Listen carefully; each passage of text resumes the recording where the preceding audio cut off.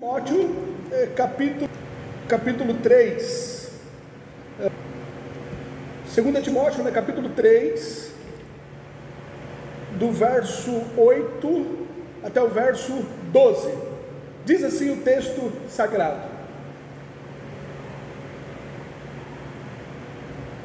E como Janes e Jambres resistiram a Moisés, assim também esses resistiram à verdade, sendo homens corruptos de entendimento e réprobos quanto à fé.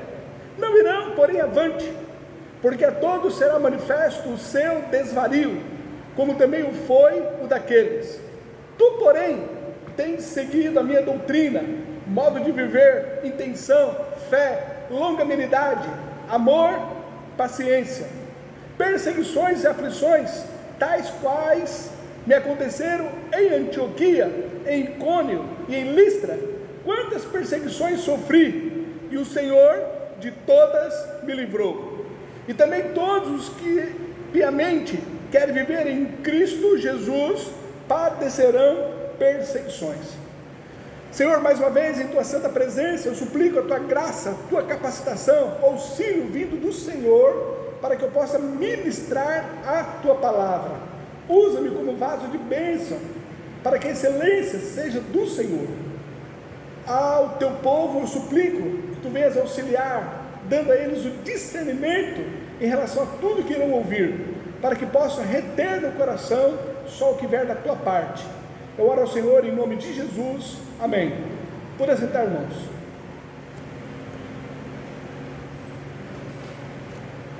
Esse texto que nós acabamos de ler, ele pode ser dividido aqui em duas partes.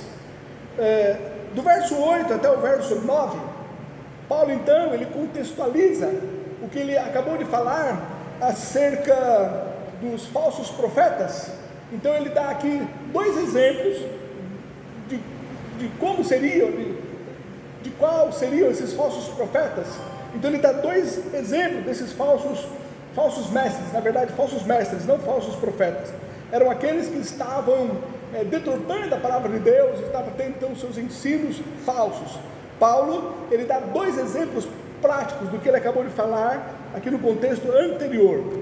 Do verso 10 até o verso 12, Paulo agora ele volta-se para Timóteo e o exorta de uma forma particular, levando ele a perseverar tanto na doutrina como também na sua fé.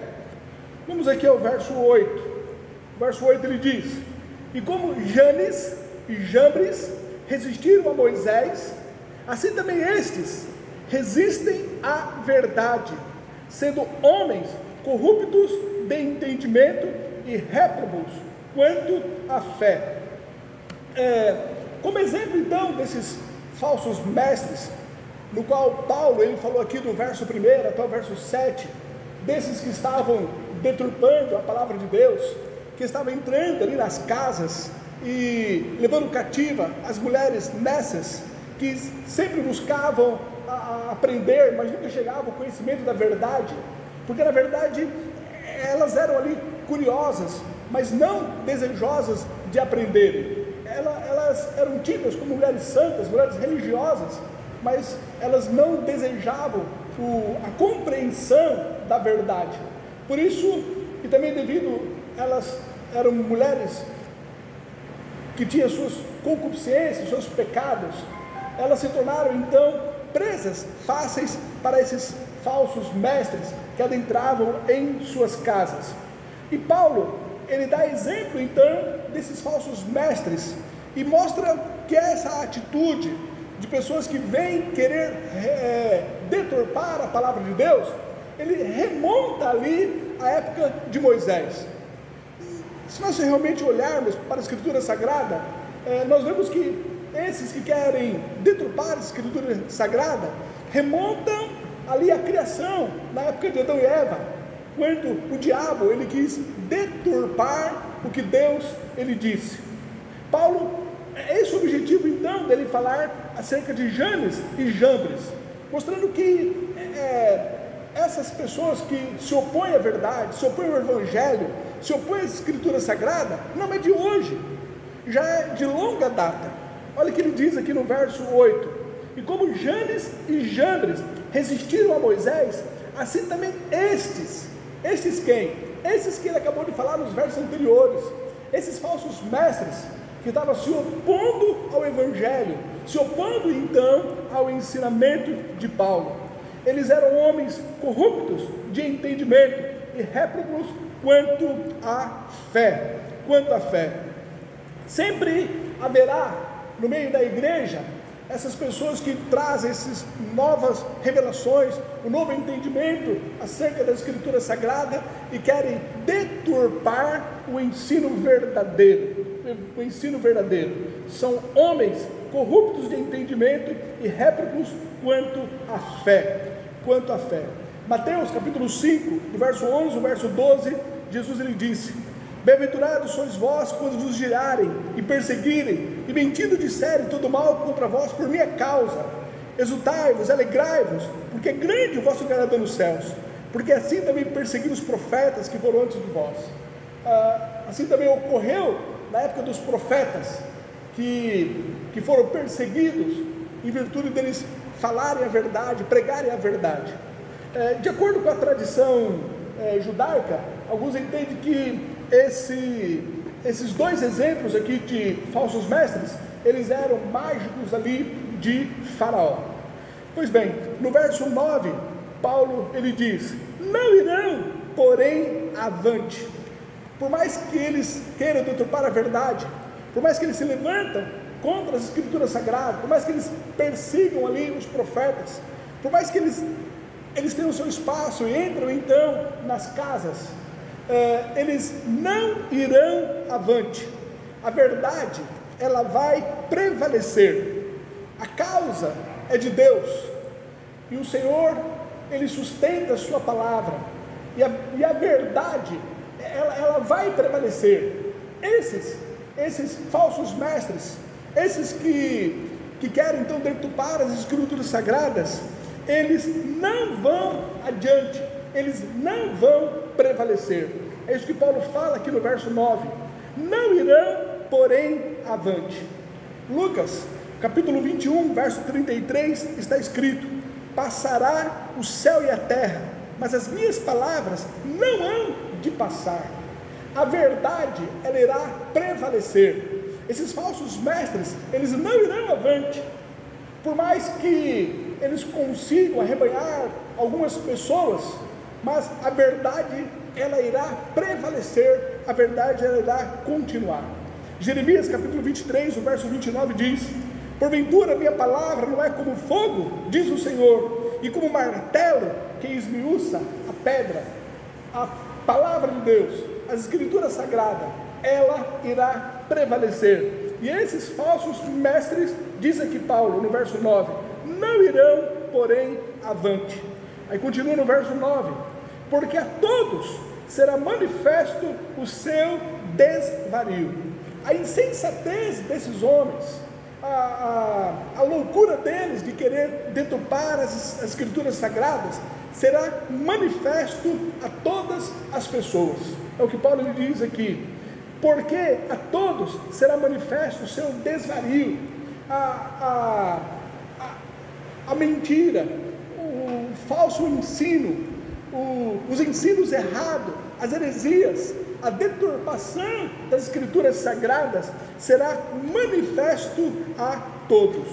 Marcos, capítulo 4, verso 22 diz: porque nada há encoberto que não haja de ser manifesto, e nada se faz para ficar oculto, mas para ser descoberto.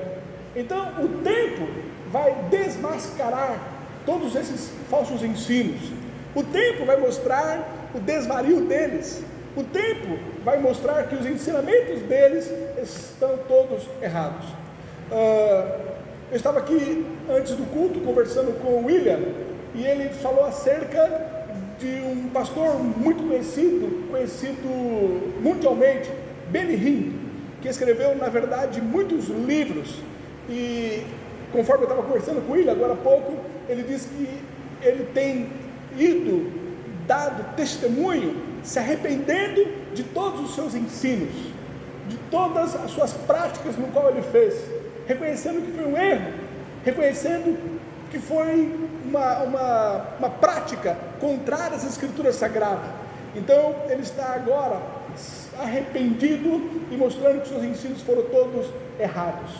Essa é uma verdade no qual ilustra muito bem o que Paulo ele está dizendo aqui, no verso 9: porque a todos será manifesto o seu desvario. 2 Coríntios, capítulo 13, o verso 8 diz: porque nada podemos contra a verdade, senão pela verdade. O Senhor, Ele sustentará a sua palavra, e a sua palavra, ela vai prevalecer. Por mais que se levante esses deturpadores da Escritura Sagrada, a verdade vai prevalecer, e será manifesto a todos o seu desvario. Continuando então no verso 9: como também o foi o daqueles.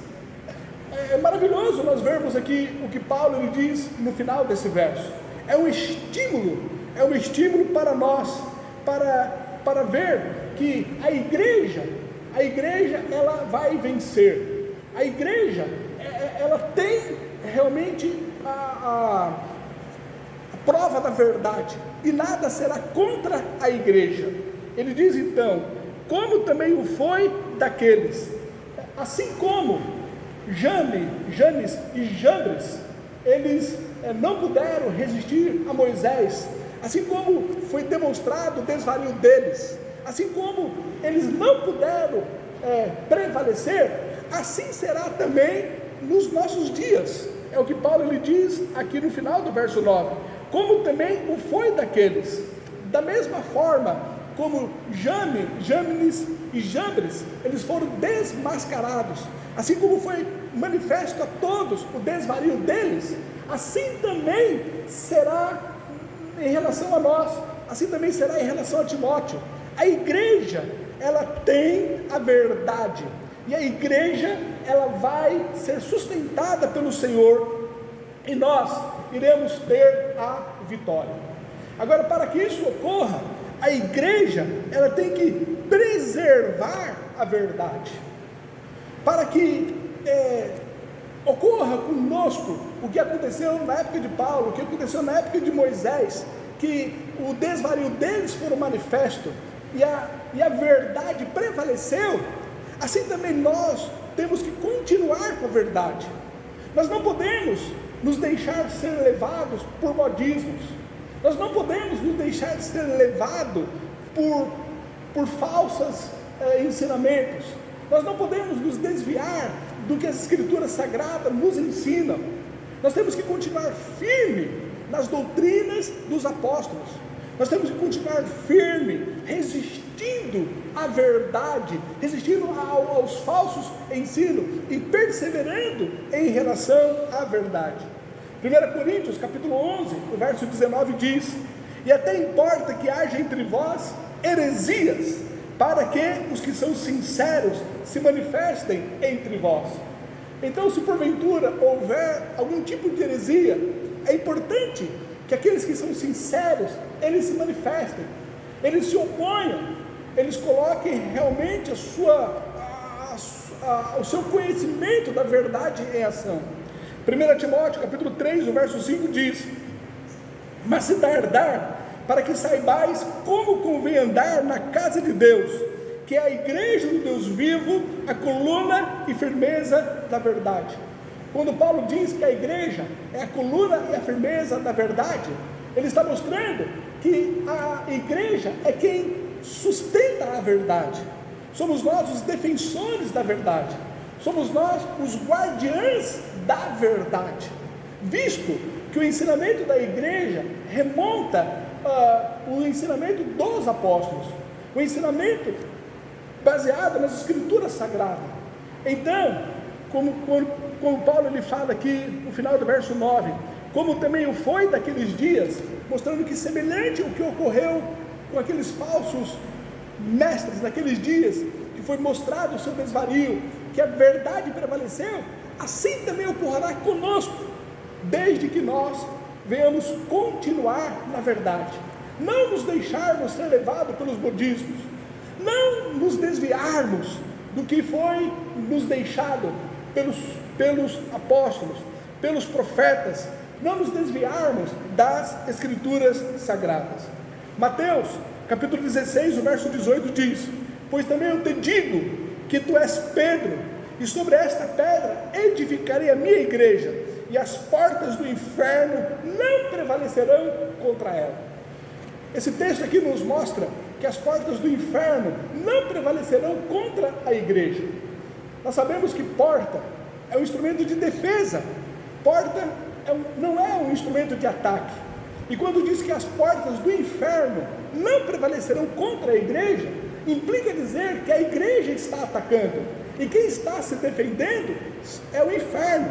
Então a igreja, ela vai continuar falando a verdade, sustentando a verdade, pregando a verdade, anunciando a verdade, e as portas do inferno não prevalecerão contra a igreja.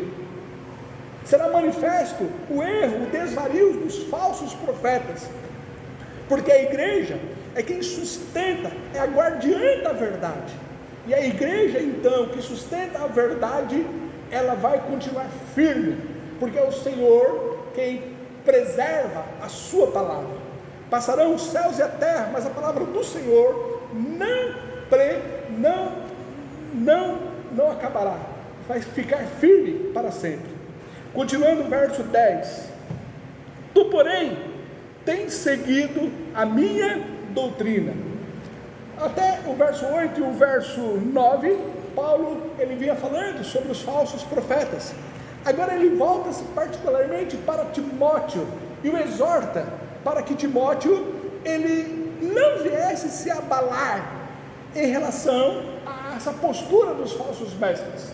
E o motivo pelo qual Paulo exorta a Timóteo para que ele não deveria se abalar é em virtude dele estar seguindo a doutrina de Paulo, a doutrina do apóstolo. Ele diz aqui no verso 10: tu porém tens seguido a minha doutrina, tu tens seguido os meus ensinos. É como que Paulo exortasse a Timóteo: você está na verdade, você está fortalecido, você tem se alimentado com alimento sólido. Então, diante das doutrinas apostólicas, diante dos ensinos verdadeiros, diante de tudo que você tem aprendido, você não tem nada que se abalar, você não tem nada que se preocupar, em virtude de você ter seguido a minha doutrina. Irmãos, é isso que nos qualifica enquanto nós buscamos realmente prevalecer na doutrina dos apóstolos. Nós não nos abalamos em relação aos falsos mestres, em relação aos falsos ensinos, em relação aos modismos que possam surgir. Isso não nos abala, visto que nós temos seguido a doutrina apostólica. Isso não nos abala, o que possam surgir em relação a falsos ensinos, visto que estamos na doutrina dos apóstolos. E ele continua: tu porém tens seguido a minha doutrina, modo de viver, intenção, fé, longanimidade, amor e paciência. Paulo lhe declara que, como resultado de Timóteo estar seguindo a sua doutrina, isso então moldou o seu caráter. Ele diz: você tem seguido a minha doutrina, e como resultado dessa doutrina que vem em primeiro lugar, do ensinamento, do conhecimento acerca da verdade, isso moldou o caráter dele. Então ele seguiu o modo de viver de Paulo, ele mudou a intenção, a fé, a longanimidade, o amor e a paciência. A mudança de vida foi resultado da doutrina. É pelo conhecimento que nós adquirimos da palavra de Deus que as virtudes divinas ela recai sobre as nossas vidas. É em virtude de conhecermos a verdade, de estarmos doutrinados nos ensinos dos apóstolos, que essas verdades elas moldam então o nosso caráter. Efésios capítulo 4, do verso 20 ao 24 diz isso: Mas vós não aprendestes assim a Cristo, se é o que tendes ouvido, e nele fostes ensinados, como está a verdade em Jesus, que quanto ao trato passado, vos despojeis do velho homem, que se corrompe pelas concupiscências do engano, e vos renoveis no espírito da vossa mente, e vos revistais do novo homem, que segundo Deus é criado em verdadeira justiça e santidade. Essa renovação, ela acontece em nossa mente, e pela nossa mente ela ser renovada, existe então uma mudança de caráter. Primeiro nós conhecemos a doutrina, primeiro nós somos conhecedores da verdade, e essa verdade, ao chegar em nossa mente, ela muda o nosso caráter. Romanos, capítulo 2, o verso 2 diz: e não sede conformados com este mundo, mas sede transformados pela renovação do vosso entendimento, para que experimenteis qual seja boa, agradável e perfeita vontade de Deus.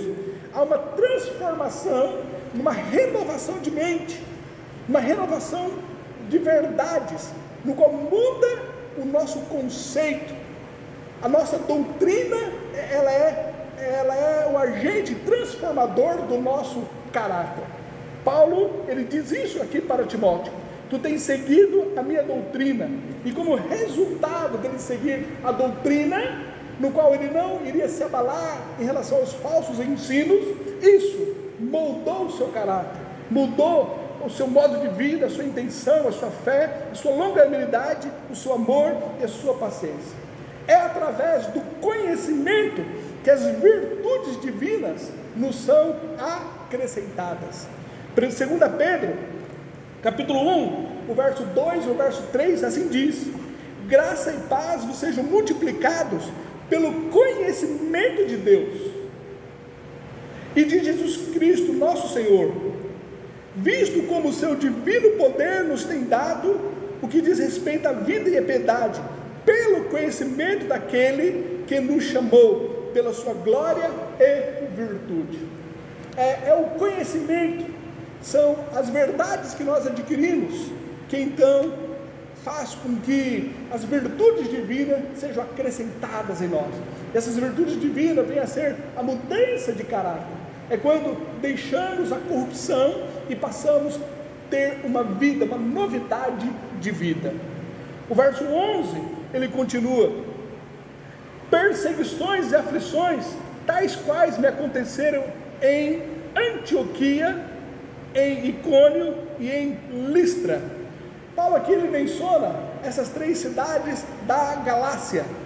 Talvez em virtude de Timóteo ele ser cidadão da Galácia, então ele poderia ter presenciado aquele momento em que Paulo ele fora apedrejado e jogado para fora da cidade e deixado a sua própria sorte ali, para que pudesse então morrer abandonado numa sarjeta. Talvez Timóteo pudesse ter presenciado isso, e por causa disso Paulo aqui ele menciona essas 3 cidades. Lá em Atos capítulo 14, verso 19 diz: sobrevieram porém os judeus de Antioquia e de Icônio, que tendo convencido a multidão, apedrejaram a Paulo e o arrastaram para fora da cidade, cuidando que estava morto. E ele continua então: perseguições e aflições, tais qual me aconteceram em Icônio, em Antioquia, em Icônio e em Listra. Quantas perseguições sofri, e o Senhor de todas me livrou. E também todos os que piamente querem viver em Cristo Jesus padecerão perseguições. 2 verdades nós aprendemos aqui nesse texto, a parte B do verso 11 e o verso 12. A primeira verdade é que as perseguições que ocorreram com Paulo, nós também estamos sujeitos a ela. Olha o que ele diz aqui: perseguições e aflições, tais quais me aconteceram. E ele diz no verso 12: e também todos os que piamente querem viver em Cristo Jesus padecerão perseguições. A perseguição, ela faz parte do cristianismo. Nós vemos aqui um Paulo consagrado a Deus, implantando igrejas, servindo ao Senhor, com a sua fé, com a sua convicção, com o seu viver correto, mas o seu fim é aqui encarcerado, e do cárcere, ele escreve aqui essa epístola, mas ele relembra aqui a Timóteo, que tantas outras perseguições ele sofreu, e ele então diz que todos aqueles que querem viver piamente, também sofrerão perseguições, ou seja, perseguição faz parte da vida cristã, nós também estamos sujeitos a sermos perseguidos. Esse evangelho que se diz que em virtude de nós nos consagrarmos, de termos uma vida reta diante do Senhor, a bonança irá acontecer. Esse evangelho da prosperidade, em que Deus, ele se apresenta como Papai Noel, em que ao nós decretarmos algo, ele nos faz conforme o desejo do nosso coração, isso é contrário ao ensino apostólico, ele é contrário às verdades bíblicas. O que nos apresenta aqui é que Paulo ele diz que as perseguições que ele sofreu, nós também que queremos viver piamente em Cristo, estamos sujeitos a sermos perseguidos, a vivenciarmos o que aconteceu com ele. Perseguições faz parte do cristianismo. Jesus ele diz no capítulo 15 de João, verso 20: lembrai-vos da palavra que vos disse, não é o servo maior do que o seu senhor. Se a mim me perseguiram, também vos perseguirão a vós. Se perseguiram o próprio Cristo, nós também estamos sujeitos a sermos perseguidos. Eu entendo que a perseguição ela não ocorre na igreja, e quando eu digo igreja, eu não estou falando da nossa igreja aqui local, eu digo da igreja no sentido geral, principalmente a igreja aqui no Brasil. Se a nossa igreja ela não tem sido perseguida, porque nós temos nos omitido em relação a termos uma voz profética, nós não nos levantamos contra o erro da sociedade, nós não nos levantamos contra os ensinamentos imorais, nós não nos levantamos contra o que é colocado aí pela sociedade, em relação ao aborto, em relação à mudança de gênero, em relação à deturpação da família, em relação à homossexualidade. Nós nos calamos, e em virtude de nos calarmos, nós então não somos perseguidos, nós temos perdido essa voz profética, e como resultado disso, nós não temos sido perseguidos. Mas se verdadeiramente tivéssemos uma voz profética, as perseguições, elas fazem parte do cristianismo, fazem parte daqueles que querem viver piamente em Cristo. Essa é a primeira verdade que esse texto nos ensina. Uma segunda verdade que esse texto aqui nos ensina é que perseguições irão ocorrer, mas Paulo ele diz aqui no verso 11, no final do verso 11: quantas perseguições sofri, e o Senhor de todas me livrou. Veja bem, Paulo ele acabou de dizer que ele sofre perseguições, tantas perseguições ele sofreu, mas ele diz que o Senhor o livrou de todas. Então, de acordo com a ótica de Paulo, livramento não quer dizer isenção de perseguição. Livramento na ótica de Paulo, quando ele diz aqui, o Senhor me livrou de todas, quer dizer que ele conseguiu perseverar em meio às perseguições. Veja bem, esse verso 11, ele está ligado com a última palavra do verso 10, e a última palavra é paciência, ou então perseverança. Essa paciência, essa perseverança, ela ocorre em meio às perseguições. O livramento que Deus nos dá é essa capacitação de continuarmos firmes nele, de continuarmos crendo nele, de continuarmos perseverando nele, não obstante as perseguições que nos assolam. É isso que é ser livre das perseguições na ótica de Paulo. Olha o final do verso 11: e o Senhor de todas me livrou. É como que o Senhor deu a ele a perseverança, o Senhor o capacitou, o Senhor fez com que ele não desistisse, o Senhor fez com que ele não olhasse para os lados, mas continuando olhando para Jesus, o autor e consumador de sua fé. Esse é o livramento que Deus deu a ele. 2 Coríntios capítulo 5 verso 7 diz: porque andamos por fé e não por vista. Esse livramento faz com que nós venhamos agir pela fé e não pela razão das coisas. 2 Coríntios 4 do 7 ao 9 diz: temos porém este tesouro em vasos de barro, para que a excelência do poder seja de Deus e não de nós. Em tudo somos atribulados, mas não angustiados, perplexos, mas não desanimados, perseguidos, mas não desamparados, abatidos, mas não destruídos. Esse livramento então que Paulo lhe diz, no qual o Senhor o livrou de todos, é a capacitação dada por ele, pelo Espírito Santo, para que venhamos perseverar em meio às perseguições.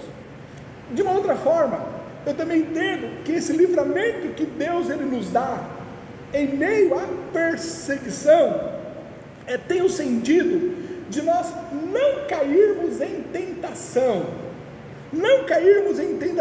e não sucumbirmos a querermos fazer o mesmo que os outros estão nos fazendo. Veja bem, ocorre o seguinte: você está sofrendo aflições, você está sofrendo perseguição, estão se levantando de uma forma covarde contra você, e em meio a esse sofrimento, essa aflição que você esteja passando, você está sujeito a sucumbir, a ser tentado a pagar com a mesma moeda, a fazer com os outros o que está fazendo contra você, a você então ser tentado a sair da graça e fazer o mesmo com que estão fazendo contra você. E Deus então ele te livra dessa condição, ele te dá graça para que você não pague com a mesma moeda, para que você seja livre de não fazer o mesmo que estão fazendo contigo, a você não sucumbir e ter o mesmo estilo de vida daqueles que estão afligindo a você. Veja, 2 Pedro capítulo 2, do verso 7 ao verso 9, diz: e livrou o justo Ló, enfadado da vida dissoluta dos homens abomináveis, porque este justo, habitando entre eles, afligia todos os dias a sua alma, vendo e ouvindo sobre as suas obras injustas. Assim sabe o Senhor livrar da tentação os piedosos e reservar os injustos para o dia do juízo, para serem castigados. Paulo, Ló, ele no meio ali daquela sociedade corrupta, no meio daquela cidade corrupta, o Senhor o livrou da tentação dele ter um comportamento conforme o comportamento dos outros. E ele, em meio de duas cidades corruptas, Sodoma e Gomorra, ele foi chamado então de um justo, um homem justo, porque o Senhor o livrou das tentações. Mateus capítulo 5, do verso 43 e o verso 44 diz: ouviste que foi dito, amarás o teu próximo e odiarás o teu inimigo. Muitas vezes o teu inimigo, ele se lança contra ti, te perseguindo, te fazendo mal, afligindo a sua alma, e nós estamos sujeitos a querer pagar com a mesma moeda, mas o Senhor nos dá o livramento de assim o fazermos, e pela graça de Deus, livre dessa tentação, nós fazemos o seguinte. Olha o que diz aqui Mateus capítulo 5, 43 e 44: eu porém vos digo, amai a vossos inimigos, bendizei os que vos maldizem, fazei bem os que vos odeiam, e orai pelos que vos maltratam e vos perseguem, para que sejais filhos do vosso Pai que está nos céus. Nós não pagamos com a mesma moeda, nós não temos o mesmo comportamento que eles têm. O Senhor nos livra dessa tentação de nos assemelharmos a eles, e nós então amamos os nossos inimigos, bendizemos os que nos maldizem, nós oramos por aqueles que nos perseguem, e Deus então, fazendo dessa forma, Ele está nos livrando. Judas, o verso 24 diz: ora, aquele que é poderoso para vos guardar de tropeçar, e apresentar-vos irrepreensíveis com alegria perante a sua glória. Deus, Ele é poderoso para guardar você de tropeçar, para livrar você de ter o mesmo comportamento dos seus algozes. Deus, Ele te protege, Ele te impede de tropeçar, Ele então te livra em meio às perseguições. O Paulo, ele diz aqui no verso 11, no verso 12: perseguições e aflições tais quais me aconteceram em Antioquia, em Icônio e em Listra. Quantas perseguições sofri, e o Senhor de todas me livrou. O Senhor de todas me livrou. Ou seja, livramento para ele não é isenção de perseguição. Livramento para Paulo é em meio à perseguição, ele conseguir perseverar, conseguir ficar firme na fé. E ele, em meio à perseguição, ele não retribui o outro conforme o outro faz, mas ele continua com a sua cristandade, com a sua vida autêntica, com a sua fé autêntica, e ele então retribui com graça, com amor, com oração, bendizendo os seus algozes. Esse é o livramento que Deus nos dá, esse é o livramento que Deus nos proporciona em meio às perseguições. Para concluirmos, algumas lições nós aprendemos aqui. A primeira é que sempre haverá os opositores da fé. Não é de agora, remonta ali Janes e Jambres, remonta na verdade o diabo que se levantou contra Adão e Eva. Sempre haverá aqueles que querem deturpar a verdade. Segunda lição: a causa é de Deus, e é Ele que fará a sua palavra prevalecer. Não obstante esses falsos mestres, a palavra vai prevalecer. A terceira lição: assim como a verdade de Deus prevaleceu nos dias de Moisés contra Janes e Jambres, o Evangelho será vitorioso contra todos os modismos que poderão surgir. Uma quarta lição: a mudança de vida que ocorre em nós é resultado da doutrina. Primeiro seguimos a doutrina, e então nós temos mudança de vida.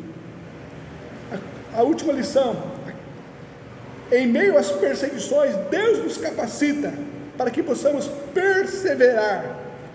Esse é o meio que Deus então nos dá o livramento. Que Deus assim nos ajude. Vamos orar. Ó Deus, obrigado pelas suas verdades contidas aqui na tua palavra, e que através das mesmas nós venhamos, ó Pai querido, melhor servir a Ti. Nos ajuda, Senhor, a ficarmos firmes na Tua palavra e não nos desviarmos dos Seus ensinamentos. Obrigado, Senhor, porque cremos e temos essa consciência que o Senhor está conosco em todo momento. Assim oramos em ação de graças, em nome de Jesus. Amém.